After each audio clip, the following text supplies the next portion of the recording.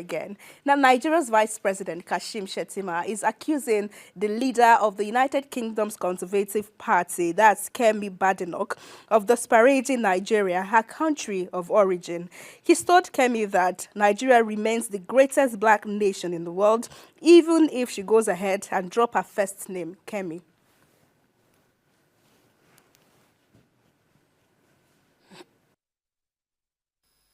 Migrants are the source of life in all societies. Rishi Sunak, the former British Prime Minister, is originally from India. A very brilliant young man. He never denigrated his nation of ancestry, nor poured venoms on India. Kemi Badenoch, we are proud of her, in spite of her efforts at denigrating her nation of origin. She is entitled to her own opinions. She has even every right to remove the Kemi from her name. But that does not underscore the fact that the greatest black nation on earth is the nation called Nigeria.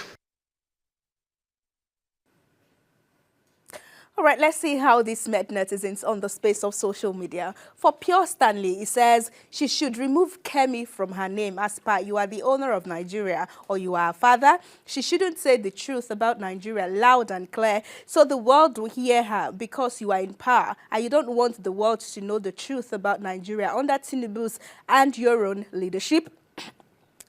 Then for this user, Eric Fash, he says, you guys can cry from now till Jesus comes. Kemi Badenoch is entitled to her opinion. Her views about Nigeria is the true state of Nigeria. And then for Bigger Boy, he says, Kemi, they play politics. After she succeeds in becoming Prime Minister of Britain, she go come back home. Well, the argument continues that depends on where she calls home, really. But we'll move away from that to go to Edo State, where the governor right there, Monday, Okpebholo, was in a state of transmission confusion on Tuesday as he presented the 2025 budget of the State House of Assembly.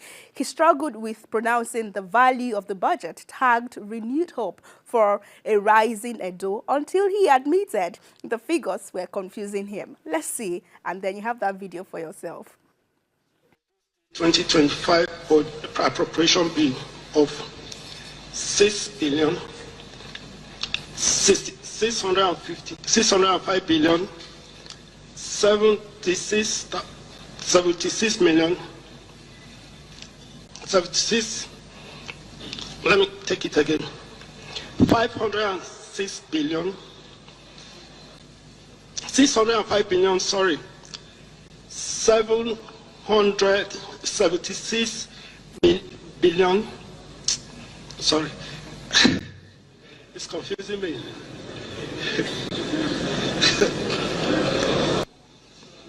$605 billion,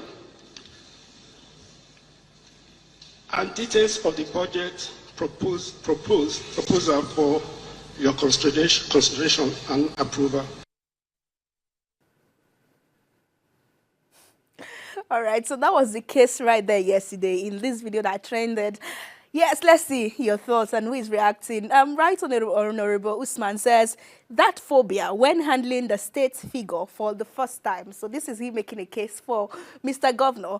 Senator Archie says, why not open brackets and writes in words so that so this can just be read out to avoid this embarrassment. And then Faris, in response to that, he says, should they have also broken down the word consideration into syllables for him to be able to pronounce it properly? And final thought to be from Service Delivery, who says, who told you that he can read? The situation will repeat itself no matter what. If he didn't dare, he didn't dare. Okay, let's see. Well, we're still in Edo State, where again the governor of Edo State is accusing his predecessor, Godwin Obozeghie, of wickedness. And he says this is because he refused to distribute textbooks and notebooks that were sent to pupils of the state by President Bola Tinubu to mark his first year in office.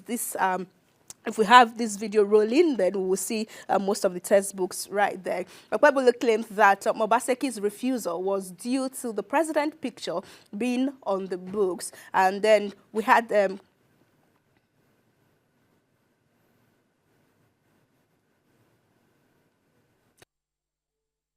right there, making statements of how this has not helped the state. Just in the next one. But the then government said, since the face of the president is there, no Edo child should use it. So it was hoarded, and upon assumption of office, His Excellency was briefed, and he said all Edo children must benefit from the kind gesture of Mr. President. For such a warehouse filled with books printed by the President of the Federal Republic, because of the wickedness of our former governor, he said that these books will not be distributed to schools. For me, it is wrong, and we are here to distribute these books to the school children.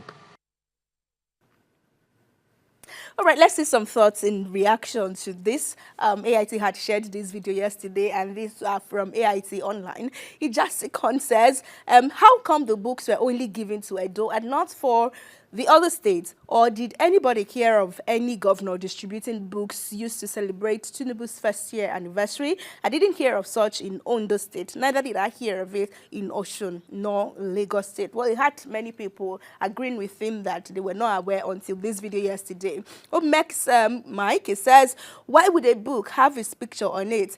What is the essence of the 1 year celebration in office when this is not a campaign? Please, whose money was this notebook printed with? Taxpayers' money or the person's picture on it? He says he's just asking. As someone will say, I'm asking for a friend. Oge says, this guy should get to work already and stop chasing Obaseki's shadow, I beg.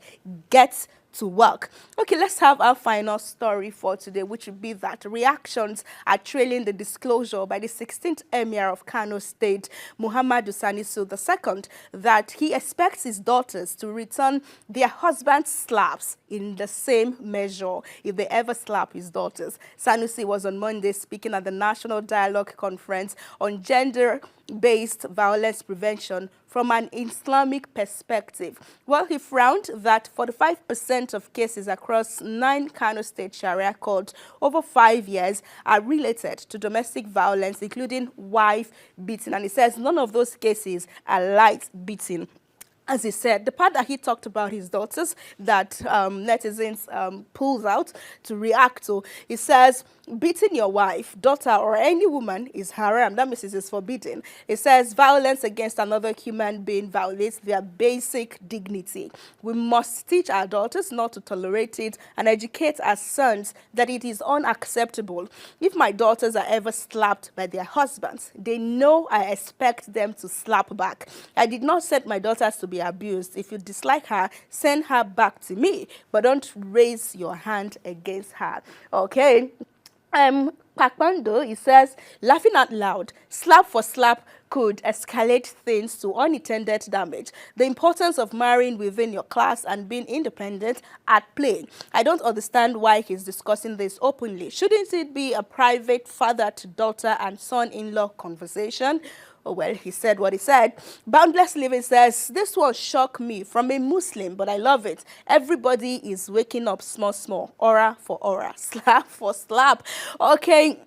More thoughts and more reactions. Oba says some men are angry because he said his daughters should retaliate. He says, I understand some of you are abusers who do not want a taste of your own medicine. Same advice I will give to my babies. Oshe, so I definitely agree. Namde says, I will not teach my daughters this, Sha. Will teach them to stand up for themselves and defend themselves. But if it's to slap back, nah.